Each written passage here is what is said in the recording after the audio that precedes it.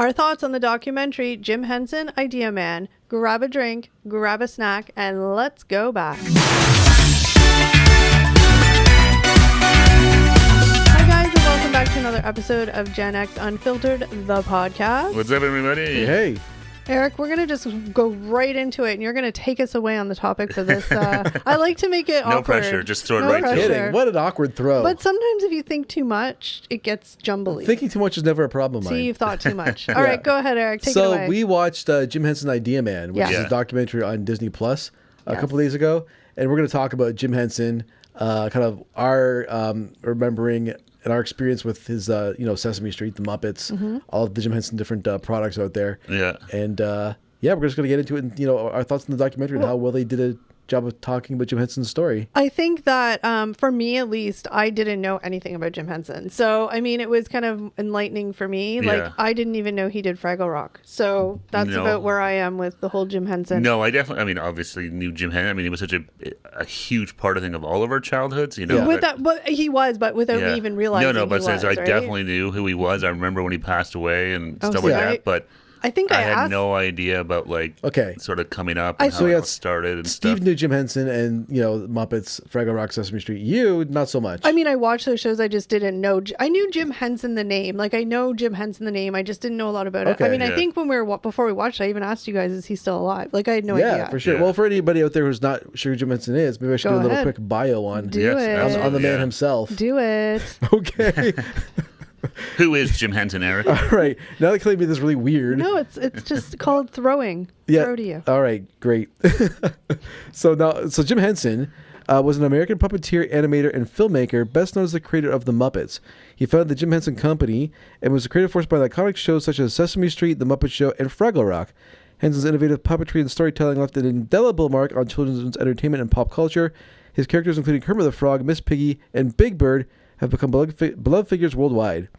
Henson's extended feature film work includes The Dark Crystal, Labyrinth, which showcased his visionary approach to fantasy and puppetry. His legacy continues to inspire generations of creators and audiences. Okay, so before we even get into it, I'm just going to ask you guys a question. Okay. Okay, because I was just thinking of this when I watched it. So I'm going to ask you guys the same question and then I'll answer. What was... You're watching the documentary, if you can sum it up in one sentence or even a word, what was your impression of Jim Henson after watching the documentary? That's tough. I would say, honestly, probably complicated. More complicated than I thought. Okay, that's fair. What about you, Eric? I didn't know he was so introverted. He wasn't super outgoing, I guess, but he was super creative. Yeah. So for me, it's the ambition and passion he had. I mean...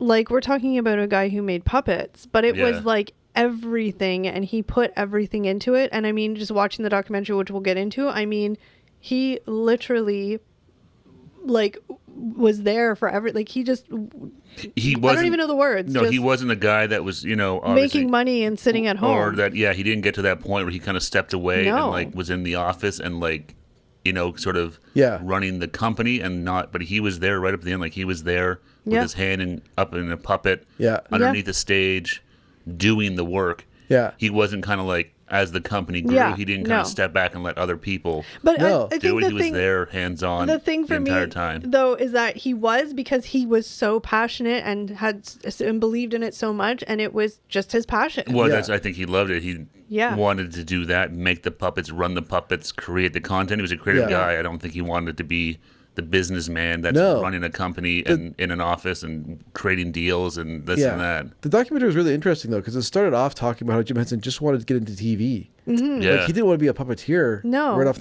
the top, right? No, he just thought it was his way into TV. He thought was the way to do it. That's something he fell into, more or less. Yeah.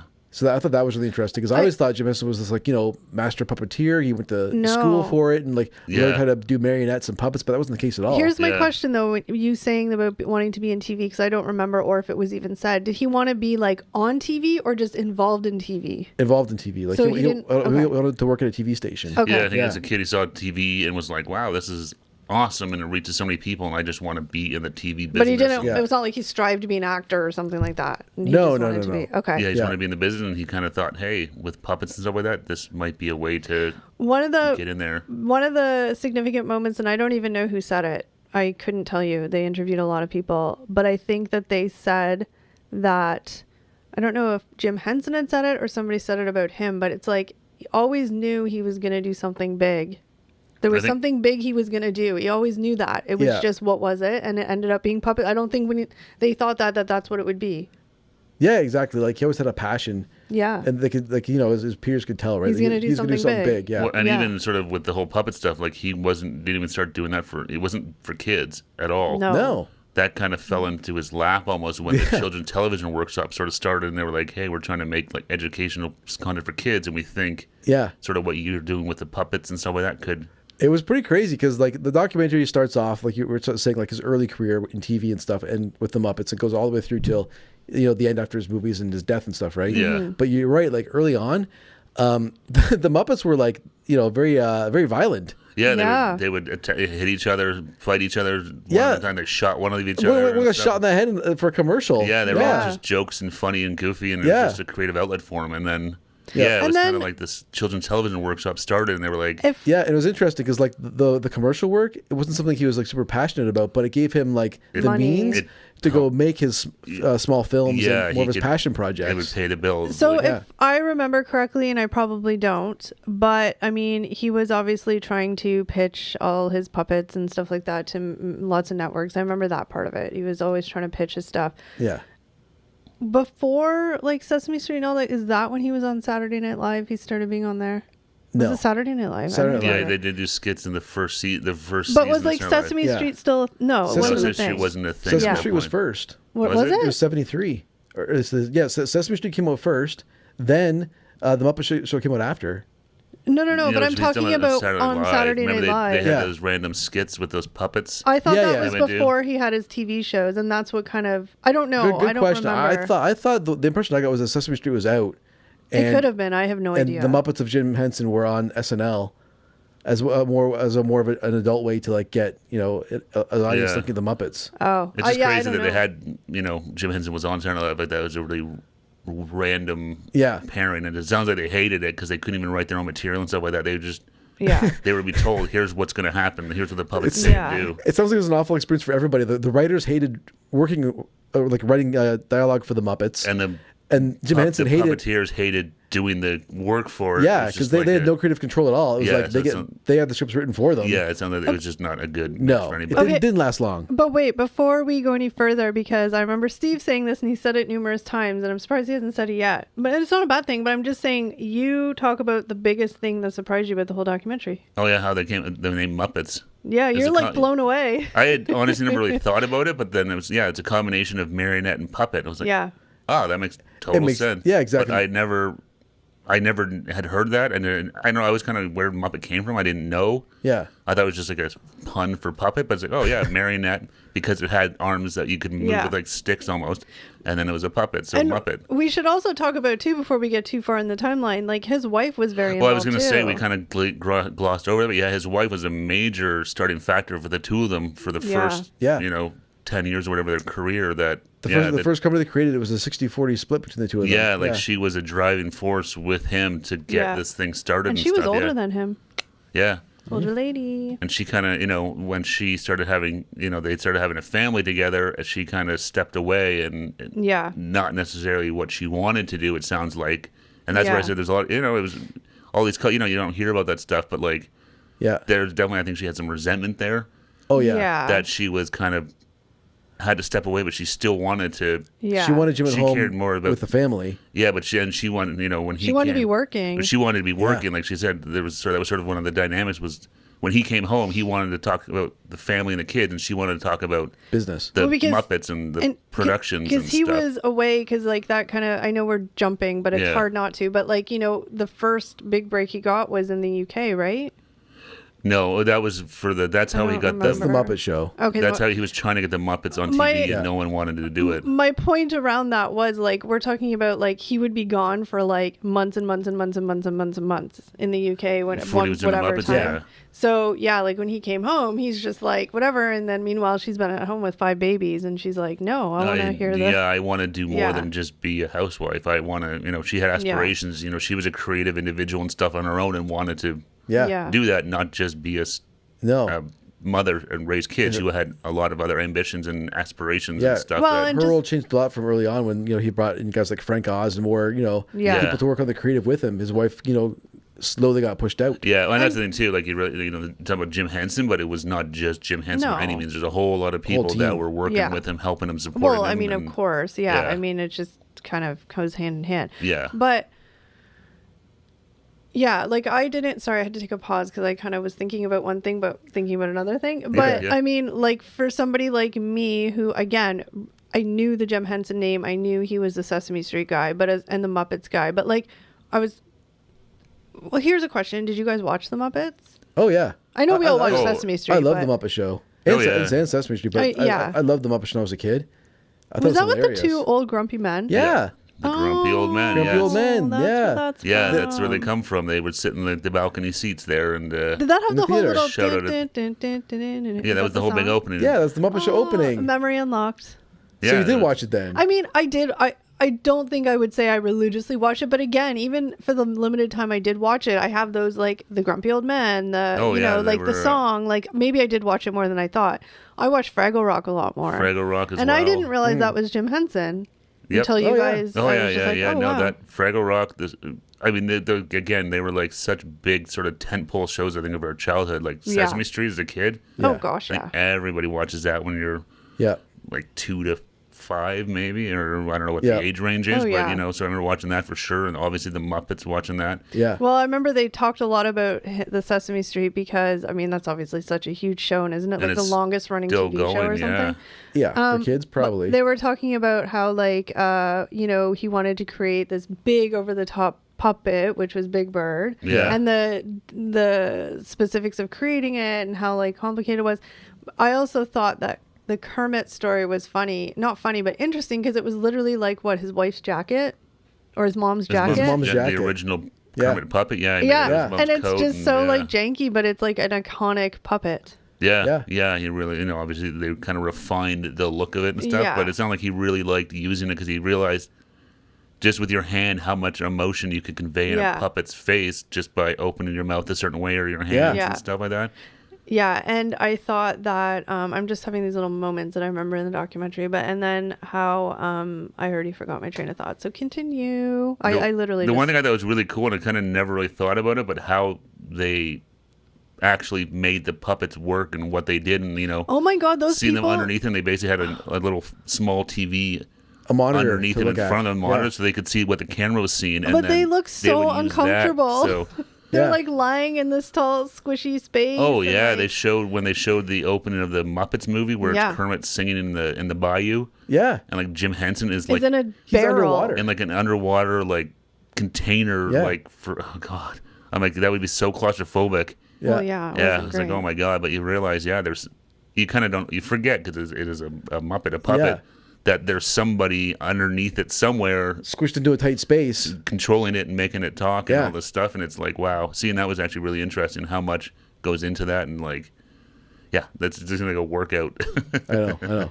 Yeah, and then a couple of clips they showed with like the 4 grown men like under this like table like squished and like and they're trying to all use a monitor and stuff like that, and it's like and because we're talking about like the 70s or 80s, so like technology wasn't as great as it is now. Oh no, like not at all. So I mean they had gigantic TV monitors to watch instead of now it would just be like Well, they kind of then they touch on that like when they did the Dark Crystal and stuff, and that's when they started getting into like more animatronic puppets and stuff where like someone could control it remotely with their hands and stuff like that. So it wasn't someone having to like crawl under a sound stage with their hand up a puppet and like stuck in these weird little tiny spots. That's a super interesting point because its TV shows are super successful, right? Like Sesame Street, Fraggle Rock, The Muppet Show. Yeah. His films, I was shocked because I thought they were more successful than they were, but they weren't successful at all. I think they were darker. Yeah, because I remember, like, Weird Memory Unlocked, my mom rented The Dark Crystal for me and my brother to watch. And she's like, and I was like, what's this? And she's like, it's like The Muppets. I'm like, oh, I love The Muppets. Yeah. The Dark Crystal is not The Muppets. No,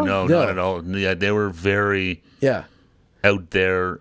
It was a whole like fantasy world. It was a lot of dark themes and stuff. Like one of the characters dies in the movie and that gets brought back to life by love or something. It's really weird. But my impression of that is, and I'm just speculating, my impression of that is like, Sesame Street, Fraggle Rock, the Muppets, like they kind of like way back when he was doing the commercials with the puppets, it gave him the means to do his passion project. So he could do a movie because he was passionate and creative and it was his creation, and it could flop, and it was like, well, that sucks, but like I'm not counting on this to pay my bill. And you know what I mean? Doing something that I want to do, that I'm passionate about, that interests me, and it's like, because you hear about that now with like a lot of celebrities, right? They'll do these floppy movies. Well, they'll do the studio movie, the big action movie or whatever, and then because they do that, then they can make their more passion project, which might be sort of more out there or different or whatever.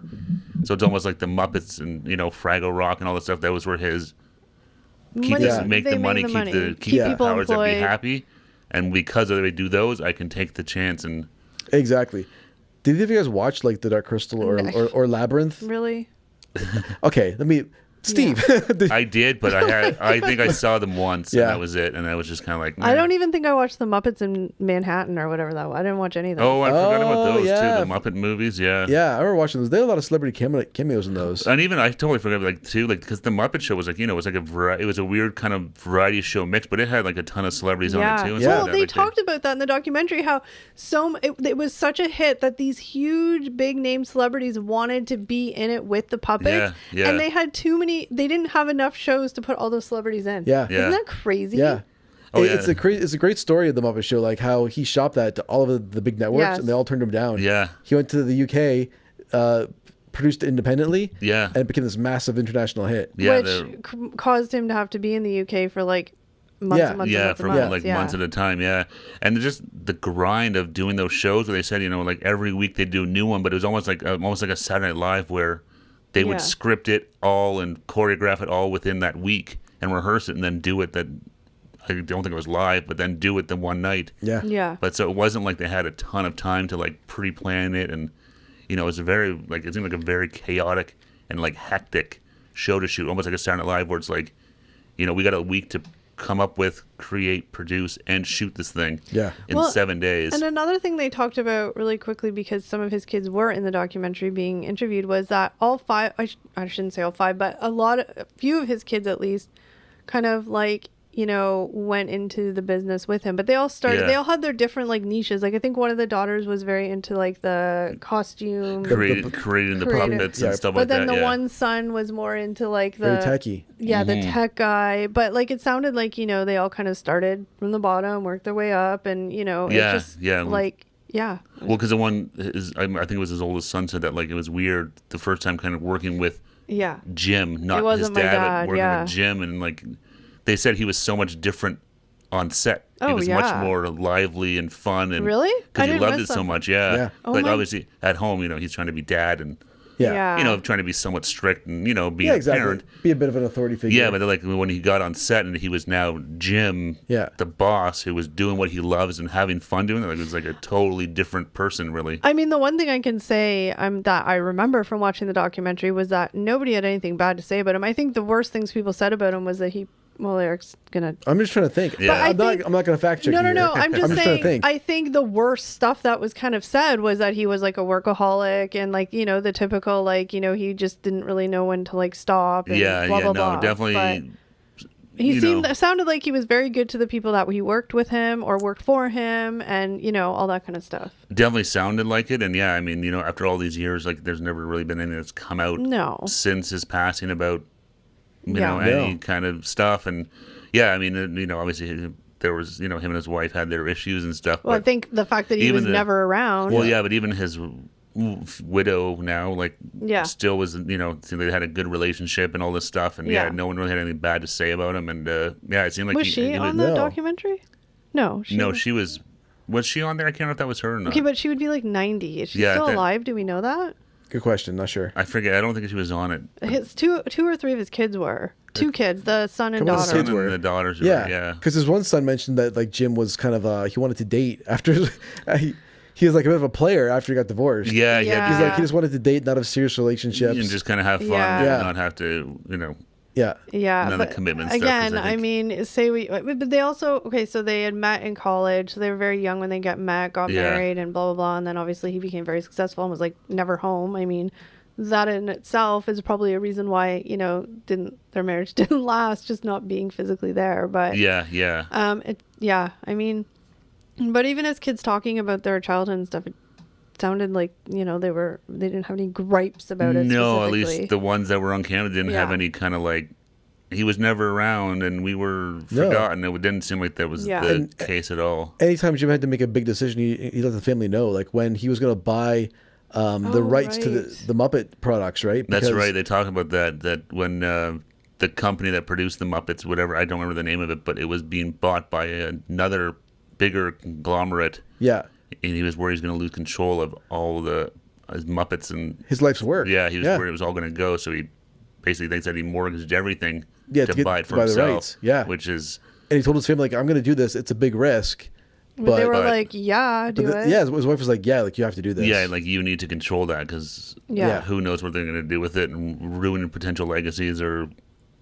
Do whatever, but that's they never actually said how much he spent, but I can only imagine how much it was. I mean, not just that, but I mean, it's like your baby, it's your creation. Yeah. Why wouldn't you want control over that? Well, that's exactly it. I mean, you do whatever you could to keep that control. So I mean, and the fact that his family was like, because I mean, they were clearly living a very nice life, based on the little things they showed on TV. I mean, he had lots of money, but like, and the fact that his family was like, no, like spend the money and do it. Yeah. They were supportive. It's worth the risk. Yeah, and it was nice that they were supportive, not just like, no way, you can't do that. No, it's cool. It seems like his whole family's involved. I mean, obviously him and his wife started it out, but even the kids and stuff, like they were all involved and a part of it in some way, shape, or form. It was definitely a very family-oriented thing. Yeah.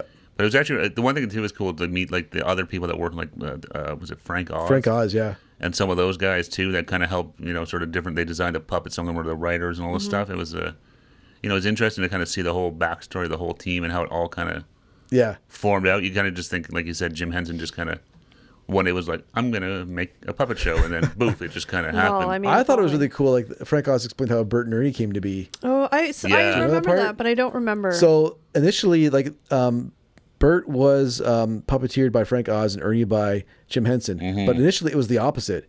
Yeah. Jim was going to try and do Bert, and Frank was going to try and be the puppeteer for Ernie. And it wasn't working out. There was no, like, chemistry. Yeah. Ernie was very, like, kind of outgoing and, like, childlike. And Bert was just sort of like a stick in the mud, a straight man.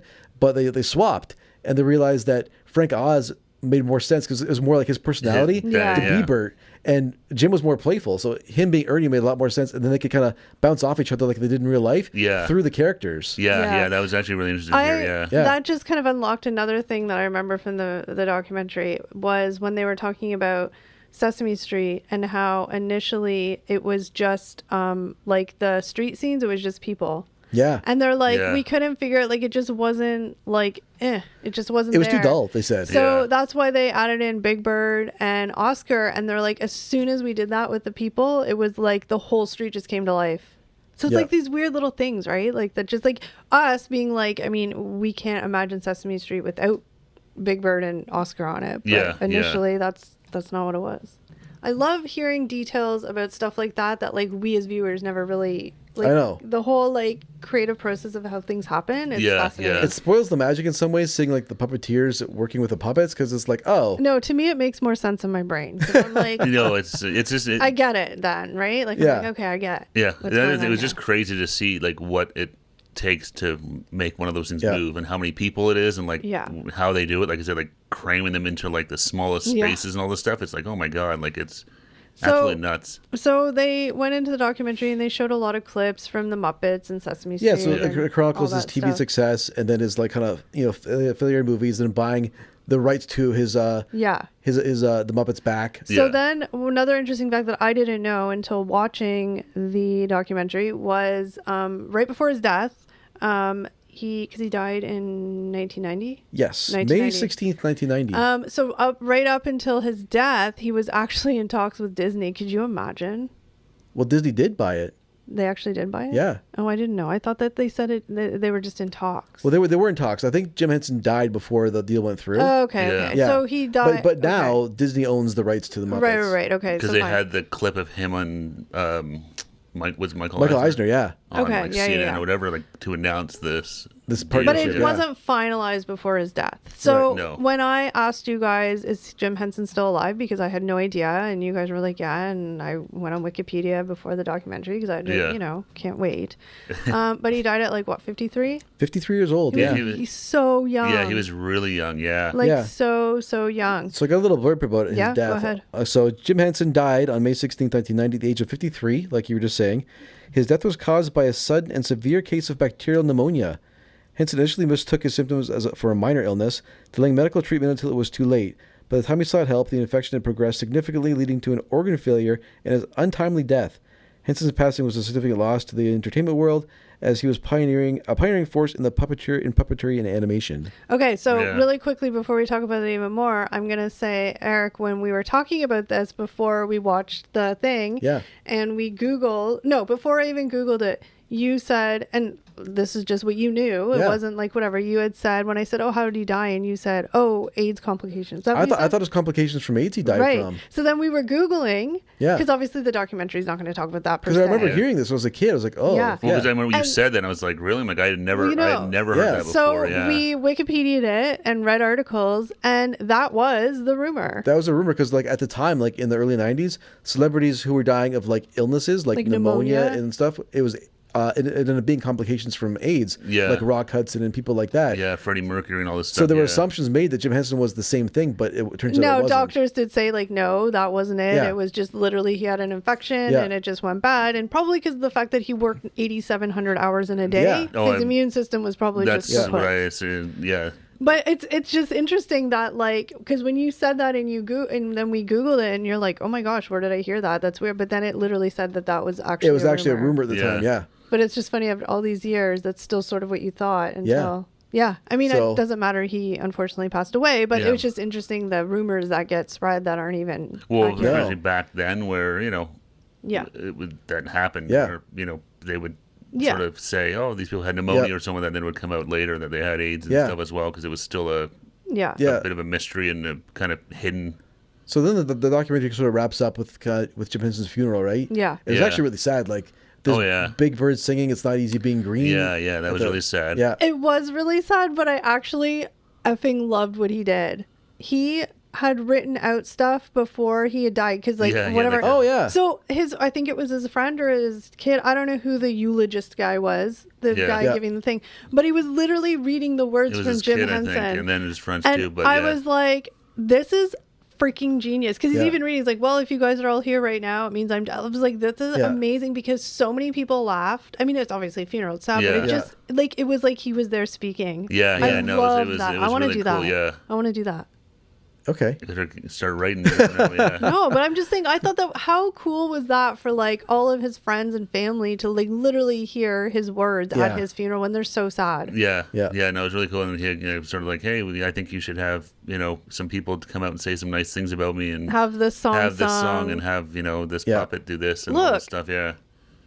Tell your friends and family what you want at your funeral. Because weren't all the people in the crowd in the church, did they have like puppet like butterflies or something that looked like? I can't remember. Looked like it, yeah. So they were all holding like little, I think it was butterflies and stuff like that. So it was obviously stuff that he was like, hey, I want people to do this, and it was. I just thought it was more of a celebration of a life than a somber, sad funeral. But like, what's one of the things that's like always the worst when a loved one dies, and it's like, oh my gosh, like you're trying to plan a funeral and you're like, what would they like? What would they love? But to be able to like literally have it all written out and give, like, it's just so cool that he did that. Well, especially given what he did for a career of making people smile, making people happy and stuff like that. It's nice that his funeral was more of a celebration of his life and still trying to make his friends smile and he did. They all laughed, remembering good memories and good times, not just a drab and dreary. Yeah, I mean, clearly people are sad, well, but like, of course it's a funeral, but it's nicer that you can smile and cry happy tears a bit, remembering some of these good times. It's nice to see that. I just thought that was super cool, and it's funny because like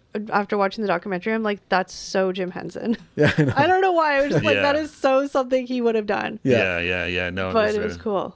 Yeah, so I thought it was a really good documentary overall. I don't know.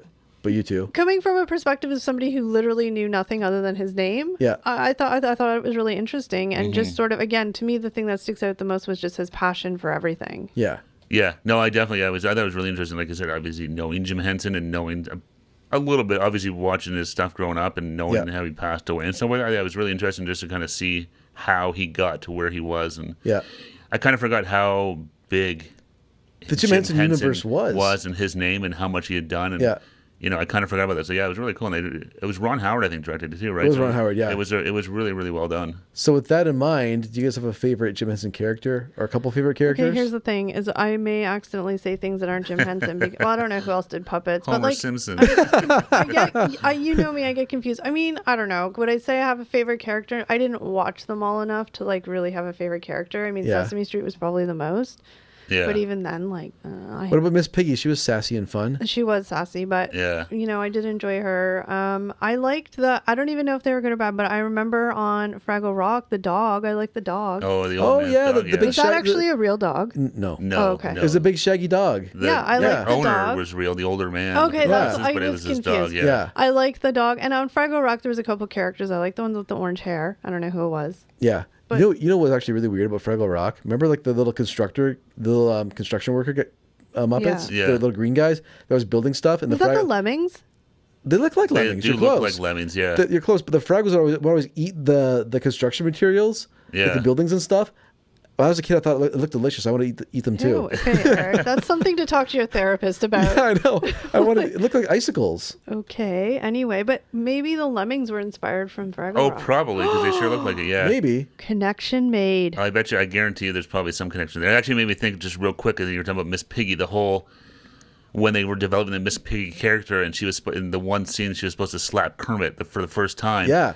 And for whatever reason, the guy did the hi-ya karate chop. Frank Oz, yeah. And that became like this whole thing that, sort of helped bring out this personality of Miss Piggy, where she was sassy. She knew she didn't have a lot of the talents for the singing and dancing, but with the bravado and the balls to do it. She had the confidence. And just bulldoze her way through whatever she wanted, yeah. So that was actually kind of funny to see how... Yeah. And then there was also, I liked the who was the blue character on Sesame Street? Oh, Grover? Oh, I liked Grover. And Telly? No, I didn't like Telly. He was weird. Yeah. I think. I don't know. Okay. But Grover, and then also the dog on Sesame Street. Wasn't there a puppet dog? There was a big shaggy dog on Sesame Street, too. No, but there was like a puppet dog. Oh, puppet dog. Oh. On Sesame Street? I don't know, Muppets maybe. The puppet dog. I don't know, whatever. But anyway. Rover, the brown dog? Yeah, I liked Rover. Yeah. Oh, okay. His head was made from a basketball. Yeah, he was. Yeah. But so, I mean, I don't have a favorite character, but I'll let Steve answer because he probably more likely does than. I don't know if I have necessarily a favorite character, but the one thing we didn't talk about, one of my favorite shows that Jim Henson did was Muppet Babies. Is that the cartoon? Yeah, it was a cartoon. I love that. I loved that when I was like, I must have been like, when we were like 7 or 8. Is that where 9? they just showed the adult's legs? Yeah, I don't know if she's the mom or the nanny. They called her nanny. Yeah, but she just had you see the green and white sock. Yeah. Yeah. And they had like Muppet baby Babies animal and all this stuff. I loved that when I was like... Same. That's probably like 9. I remember having some of the Muppet Babies like toys from McDonald's. Yeah, they had like little cars. I remember Fraggle Rock too, but I loved Muppet Babies. The Muppet Babies were so cute. Yeah. I never, like, again, the movies, Dark Crystal. No, I didn't watch those. Labyrinth, yeah. Saw them. Yeah. Didn't really do much for me back then. Although I'd be curious to watch them again because... If they hold up, I'm not... Yeah. But do you have a character that you remember liking? Like, I always liked Animal. Animal was funny. I forgot about Animal. Yeah. Was he crazy? He was like... Yeah, he smashed the drums and stuff like that. Animal was based on John Bonham. That's right, yeah. I remember the drummer for Led Zeppelin, yeah. Yeah, I don't know. Like, there was no one specific... Animal or Sesame Street? He was Muppets. Muppets, yeah. I was definitely more Muppets than Sesame Street. Yeah. But yeah, Animal... Gonzo was always funny. Oh my gosh, Gonzo! You know, the old guys. Some people say I remind them of one of them. Yeah, you guys just sit up there in your little theater seats and judge. That's right. What a life. Pretty much. But yeah, those are probably the 3 really ones. And then I think everyone like Big Bird has a soft for him. Yeah. And Kermit singing in Rainbow Connection. Come on, that's great. Well, I mean, Big Bird was just like kind of like with Kermit. Was Big Bird just like a dopey bird with a big heart? I know he was dopey, he was but childlike. He's just childlike. Yeah. All right, Eric, what about you? I loved Animal. I thought he was like hilarious. Yeah. Because he's just like a crazy guy who'd like just say the craziest things and be like, rah! Yeah. So I loved Animal. I also loved who else? Grover. Yeah. Especially when he was Super Grover and he would like fly around with his cape and crash into stuff. Yeah. So I thought that was hilarious. And Gonzo. Gonzo's good, yeah. Yeah, Gonzo was great because poor Gonzo. He was always lusting after Miss Piggy, but she had no interest in him. No, the other thing that was always fun was the Beaker. Beaker was hilarious. Yeah, Beaker and the Swedish chef. Yeah. I remember that. So see, like all these things that I just remember because I didn't remember until you're talking about them. But I remember Beaker because they were always doing the science experiment. Yeah, it always blew up in his face, and he just Oh my gosh, that's cute. Yeah. And that's the thing. Watching these things, you kind of forget. Even just telling me, like, oh my god, you forget how much, and the fact that like Sesame Street's still going, and like it's still, from what I know, is popular with kids. I mean. Yeah. What it was doing was great too, teaching people, it wasn't just about... Well, it wasn't just educationally teaching kids about counting and numbers, but it was teaching about like interpersonal relationships. And like you even made a comment from the 70s. They had, it wasn't just all white children in it. No, even like you had like black, Hispanic, white, Asian actors all together. And so I'm sure that was probably like I'm sure it was an issue. Where a lot of people probably weren't okay with that. But it's back nice when the show to came see. On, but no, it was inclusive very early. Yeah, no, it's just nice to see, and that's and it's still that way. And teaching kids like the alphabets and counting and all this stuff too. Was there's a good marriage of entertainment with like education and stuff like that, and a good sort of prepackaged way for kids to just eat up. All right, Eric, is there any other points you want to give before we wrap? No, I think that was overall a really good review of the documentary. Yeah, it was a lot of fun watching that one. Yeah, exactly. I think we all enjoyed it. Right? I liked it more than I thought I would. Yeah, sparked a lot of memories. A lot of things I didn't, I kind of locked away in my memories from the past. Yeah, I was like, once you start to hear and see this, like, oh my god, I forgot. Like, follow that bird, all the movies and stuff. So it was really good. You know, my closing thing is, it's just really sad that he died at 53 years old. Because think of the other stuff that could have came. Yeah, what could have been, right? With all the extra technology and stuff. Like, that, and then teaming up with Disney and stuff like that. Like what that could have potentially led to. Yeah. Hopefully his family got a lot of money for that. I'm sure they were well compensated. I'm sure they did just fine. Yeah. All right, guys, comment below. Let us know what your favorite Sesame Street, Muppet, Fraggle Rock, Jim Henson character is. We'd love to hear it. Absolutely. But that's it for today's video. We thank you so very much for watching, and we will see you next time. Take care, everybody. Bye, everyone. Bye, guys. Meet me. Ooh. I don't know what that.